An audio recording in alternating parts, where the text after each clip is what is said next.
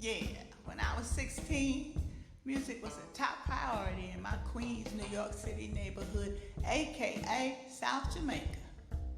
Alongside sports, a musical instrument was one way of being noticed. For me, I tried several instruments. Initially, it was the bugle, and when that didn't work, I saw that cool new Gretsch 5-piece drum set in the window of Sam Ash Music Store. So that's when I decided to pick up drumming. That would be my golden ticket to fame. That would get me noticed by the world. After years of tinkering on this obstacle of confusion, I anticipated the day when I would reach the top. Just play well, be on time, and look like a rock star. In that order. That was my formula. After many Chitlin Circuit gigs under my belt, I was ready for the big time. Ready to be a narcissist with a pair of drumsticks strapped to my side, locked and loaded. I got the call to audition with a local soul band, Funkanosis, for a major record deal when the real drummer went MIA.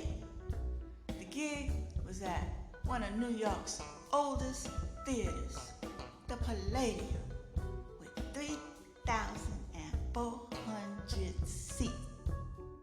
The band consisted of 4 musicians, a bass player who thumped like Larry Graham, 2 guitar players, one that played rhythm like Nile Rodgers, and the infamous Charles Ellington, who was a Curtis Mayfield wannabe. Big mistake. Charles, the visionary who booked this audition, felt he should get all the credit, especially since he wrote the band's only original song, Spirits of the Party.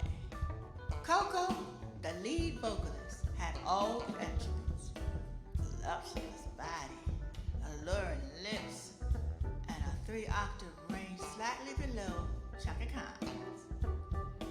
Fame was just inches away, my own star on Hollywood's Walk of Fame, and all the endorsements, as well as a private jet with a giant tongue logo wrapped around the belly, formerly occupied by the Rolling Stones.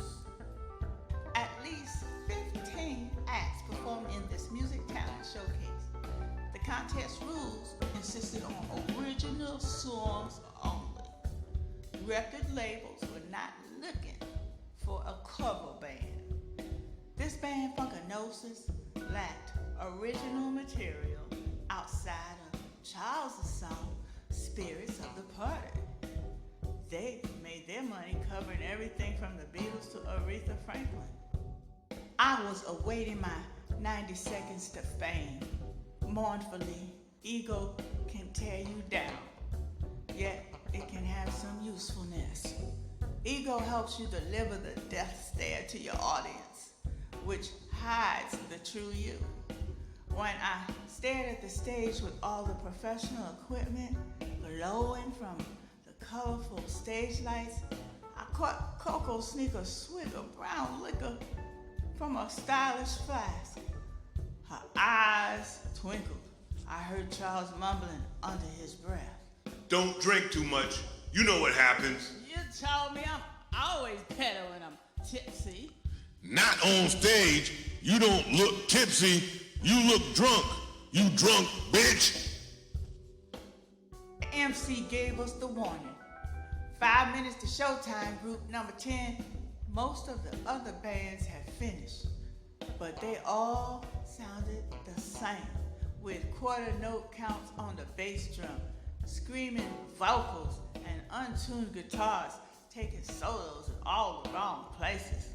I said to myself, we got this. We're gonna win. With less than 5 minutes to count down, I could not believe my ears. Coco told Charles, "And I need those lyrics to that original song." You mean you ain't memorized 2 verses and a chorus since our last rehearsal? What is wrong with you?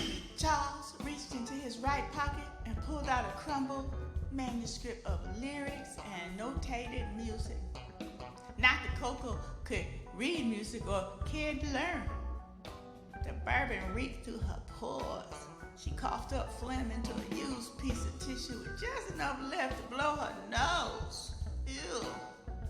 Let's hear for our next crew, Funkanosis. We walked onto the stage, but with no Coco. She came stumbling out, staring at me with bloodshot eyes. I can't find the papers with the lyrics. Appears to me that pint of bourbon you killed not only takes the edge off, but also evaporates your memory. our fearless leader Charles pushed Coco out of the way and switched songs. He broke the forbidden rule and selected a cover tune by Marvin Gaye, the Motown classic, Sexual Healing. He also took over my job and counted the tempo and counted it into a syncopated catastrophe. His voice squeaked like Tiny Tim.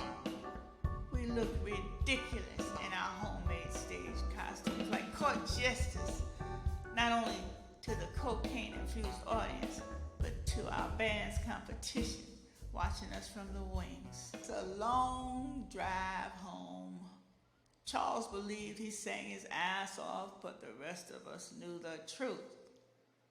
Coco took a swig from her empty flask and insisted.